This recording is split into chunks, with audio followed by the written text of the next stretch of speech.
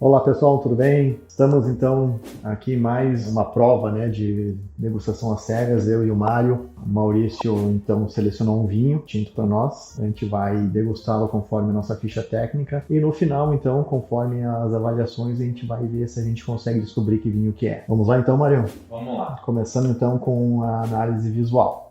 A gente pode ver que o vinho, ele na limpidez, tá bem límpido, não tem nenhum sedimento, não está turvo, né? Então a característica é bem aquele, ele é límpido. A cor, ele é um rubi, ele tem uma intensidade 5, vamos dizer, ele está bem intenso, e o caráter dele é brilhante, né? Ele não é um vinho opaco. Viscosidade, né? Eu acho que a gente pode colocar de 3 a 4. O que tu acha? Eu acho que eu ficaria no 4, né? Pela análise das lágrimas. As lágrimas estão próximas. Isso aí já nos dá um breve indicativo também de graduação alcoólica e, obviamente, de açúcar residual, né? Mas, enfim, parte visual, então, ele tá um vinho, não apresenta nenhum possível defeito olhando para ele, né? Vamos para a avaliação olfativa, então.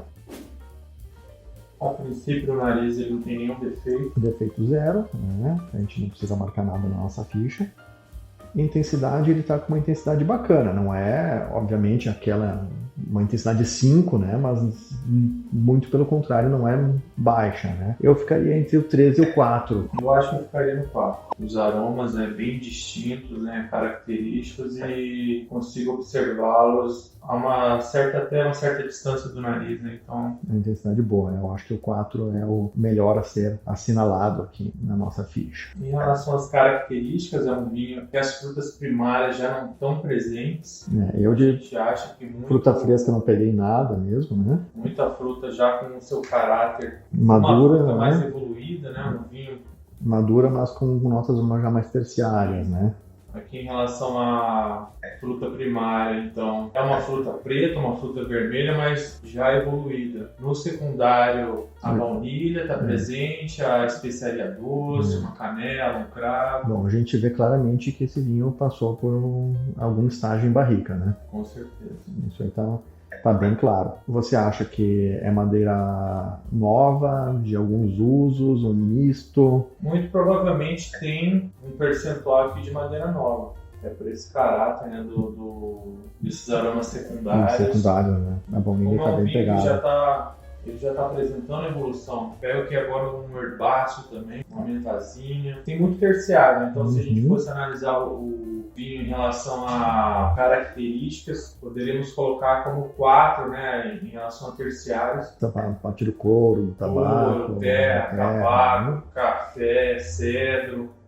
Bom, isso entrega, obviamente, o Noronha está falando aqui que ele tem possivelmente alguns anos de garrafa, né? Ele tem envelhecimento em garrafa para estar apresentando esse terciário até talvez uma cinza aqui no nariz. Bom, então na evolução, descartado a opção 1 ou 2, que seria um vinho mais jovem. Com certeza, é um vinho que não está no meio da evolução, já passou da metade, né? Isso, pelo caráter da fruta já está terciário, pela predominância desses aromas terciários, então a princípio eu ficaria no 4, né? O 4 eu acho que seria o mais assertivo aqui nessa. Até porque ele apresenta um halo de evolução, né, voltando na nossa análise visual, mas não é um vinho predominantemente granada, né, não está com aquela cor já daquele vinho muito evoluído, né, então... Perfeito.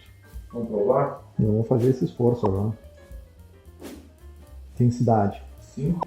A intensidade está muito boa, né? Eu ia dizer de 4 a 5, mas concordo plenamente contigo, a gente pode assinalar o 5. Enquanto a doçura, ele não é aquele agressivamente seco, né? O bone dry, eu acho que a gente poderia marcar com 2. Obviamente, ele é seco, né? Ele é um vinho seco, mas ele não é extremamente seco. A acidez dele está boa. Gostei da nossa libação, bacana. Não é uma acidez baixa, não é uma acidez alta. Eu ficaria entre 3 e 4, mas eu acho até pro 3. Não sei se tu me acompanha também nessa percepção. Thiago, na acidez eu colocaria que esse vinho tem uma acidez alta. Para mim ele tem uma acidez alta. Mas tu acha que chega a 5? 5. Eu colocaria acidez 5, acidez alta. O tanino aqui também está bem presente. Eu estou aqui na dúvida se eu colocaria 4 ou 5. O tanino eu achei bem presente, mas eu achei um tanino bem domado, né? Um tanino que tá... Até pelo tempo que ele tem em garrafa, né? Essas características terciárias, dá para ver que já teve polimerização, né? Desses taninos, ele tá granulado, né? Ele tá sedoso na boca. Bom, acidez então, marcando 4 e o tanino 4, estaria dentro da nossa margem de erro aí tranquilamente para acertar, digamos, se fosse acompanhar o relator, né? E a parte de álcool, a gente colocou no visual que era um vinho que tinha uma viscosidade bacana, né? Mas eu ainda não iria para um álcool alto, né? Pois é. 14%. Eu ficaria em 13,5%. Entre 3 e 4. Então... Acho que eu ficaria no 4, às vezes um teor 13,5, de 13 a 13,5. O corpo tá um vinho encorpado, né? O corpo tá excelente. Daria 5 para a parte de corpo. Em relação ao equilíbrio, se a gente pegar esse álcool, a acidez, essa concentração de fruta, para mim é um vinho que está muito bem equilibrado. Muito bem equilibrado. Certamente marcando de 4 a 5 estaria dentro do... O que estaria completamente fora do padrão do vinho seria marcar 1 ou 2, Sim. Com certeza. Até mesmo 3, porque ele está muito equilibrado, né? Persistência. Uma persistência considerável. Eu colocaria longa também. É um vinho que eu não arriscaria, às vezes a gente fica, será que eu vou, né? Porque é muito mais confortável a gente ficar no meio, mas esse é o vinho que eu não teria medo de ir nesse lado de mais do persistente, espectro, né? Persistente, encorpado. Nada fresco, né? Tudo uma fruta fresco, já madura, apresentando evolução. Madura para evolução, né? Em relação aos secundários, a madeira também está bem presente. Bem presente. Esse vinho passou por um estágio em madeira nova, que também, juntamente com o envelhecimento em garrafa, ajudou a fazer essa polimerização desses taninos que estão, sedosos e granulados na boca. O caráter da fruta é um vinho que teve alguma guarda, já ficou algum tempo, em garrafa. Terciários, como a gente falou no nariz, se confirmaram na boca, né? Então é terroso, couro, cedro, café. Bem bacana. Então, obviamente aqui na evolução gustativa a gente vai acompanhar a evolução do olfato e vamos colocar que o 1 ou 2 ele não é um vinho jovem, então é um vinho muito pendente já para ter alguma certa idade. Eu acho que a evolução mais correta aqui seria 4. Uma característica que talvez possa levar a um chute, uma conclusão, mas eu estou pegando uma folha de tomate, alguma coisa nesse sentido. Bom, vamos entrar nas conclusões então, em termos de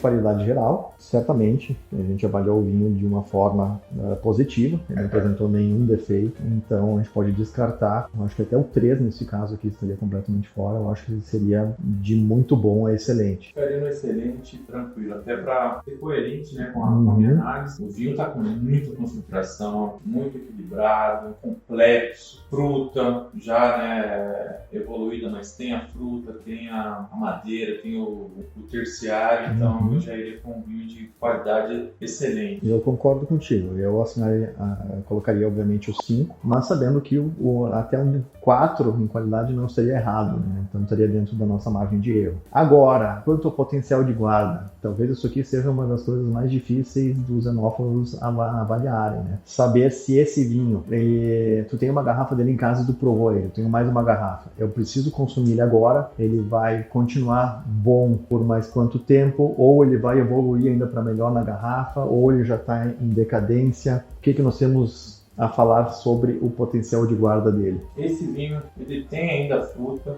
mas ele já tem bastante terciário. Só que ele tem uma acidez alta, na minha avaliação. Ele tem essa concentração de fruta. É um vinho que eu acho que a gente consegue guardar ainda alguns anos. A minha avaliação que eu fiz em termos de potencial de guarda foi que eu acho que tranquilamente ele pode ser guardado entre 2 e 5 anos. A minha principal dúvida é, ele vai melhorar?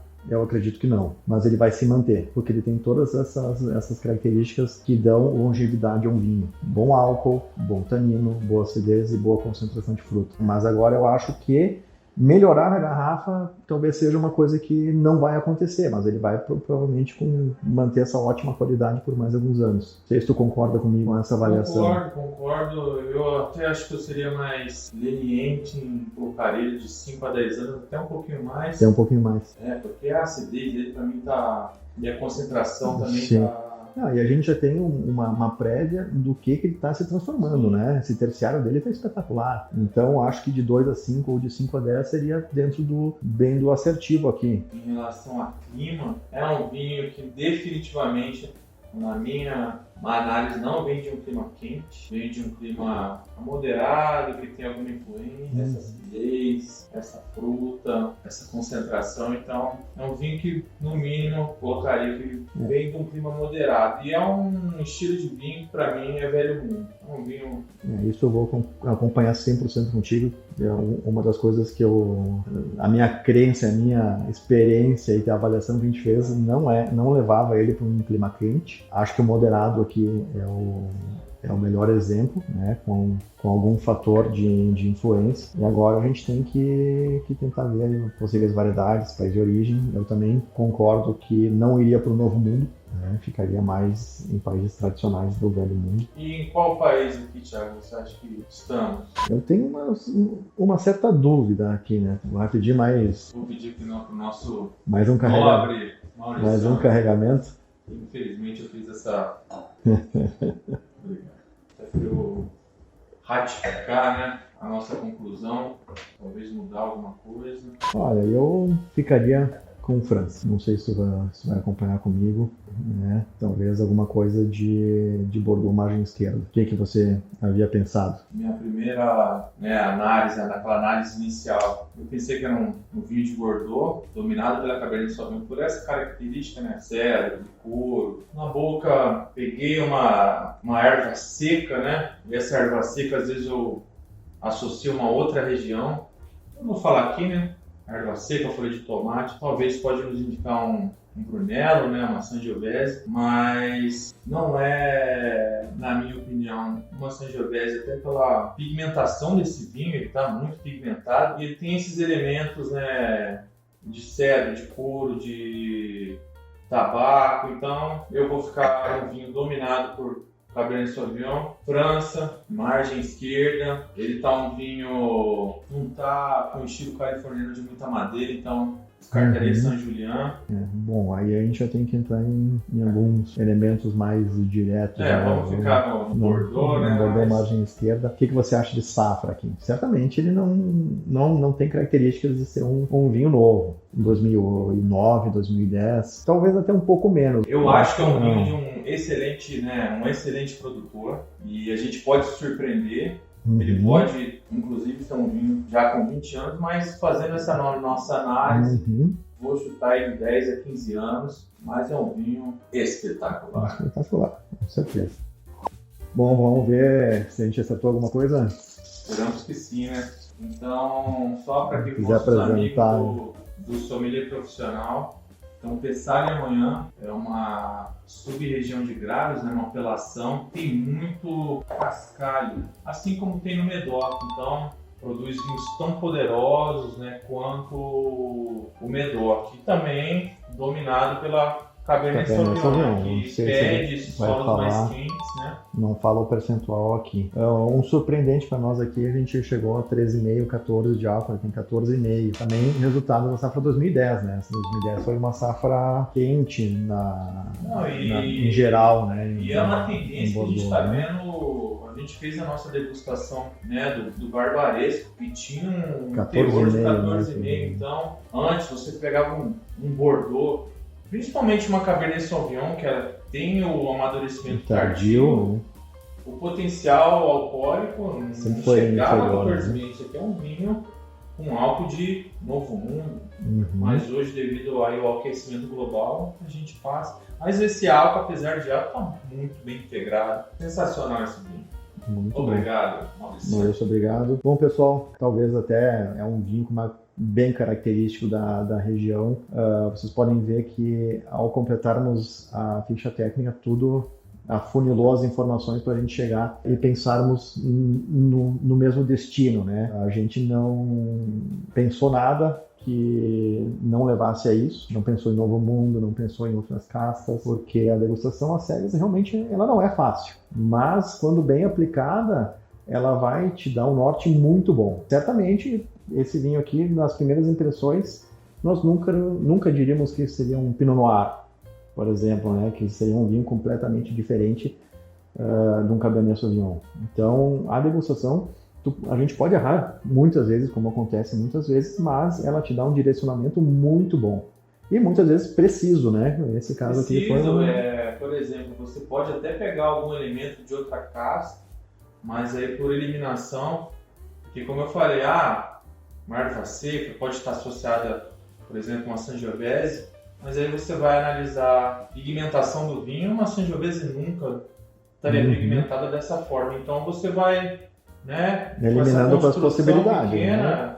Do seu conhecimento, você vai eliminando um pouquinho aqui, vai eliminando outro pouquinho ali, e isso vai te ajudando a, no final, ter uma conclusão lógica, né? Bom saber que eu tenho uma garrafa desse vinho em casa. Acho que mais uns de 3 a 5 anos eu vou segurar ela, porque eu quero ver como que vai evoluir, porque me chamou a atenção. Acho que é um vinho que, se já apresenta esse terciário tão bacana, eu acho que ele vai melhorar. Esse terciário especificamente vai melhorar muito. Mas era isso então, pessoal. Espero que vocês tenham gostado. E saúde! Saúde!